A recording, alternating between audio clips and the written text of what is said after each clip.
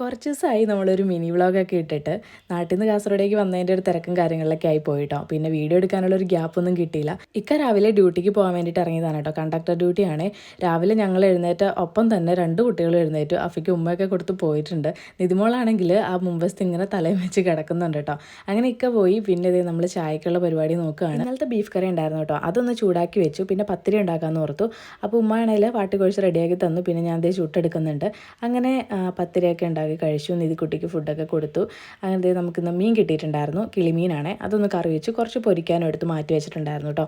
അപ്പോൾ നിധിമോളാണെങ്കിൽ ബാറ്റൊക്കെ എടുത്തുകൊണ്ട് നിൽക്കുന്നുണ്ട്. ഇപ്പോൾ ഇങ്ങനെ നടന്ന് പയ്യെ നടന്നു തുടങ്ങിയതുകൊണ്ട് അവൾ ഒരിടത്ത് ഇരിക്കില്ല കേട്ടോ.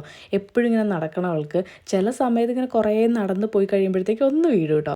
നിധിമോളെ ഉറക്കാൻ വേണ്ടിയിട്ട് റൂമിൽ കയറിയതാണ് കേട്ടോ. പക്ഷെ അവൾ നമ്മളെ ഉറക്കിയിട്ട് പോകുന്നതല്ലാതെ അവൾ ഉറങ്ങുമൊന്നുമില്ല. വൈകിട്ടായപ്പോൾ ചായ വെച്ചിട്ടുണ്ട്. അങ്ങനെ ഞങ്ങൾ എല്ലാവരും ഒരുമിച്ചിരുന്ന് ചായ കുടിച്ചു കേട്ടോ. അപ്പോൾ ഇന്നത്തെ വീഡിയോ ഇത്രയേ ഉള്ളേ. ബൈ.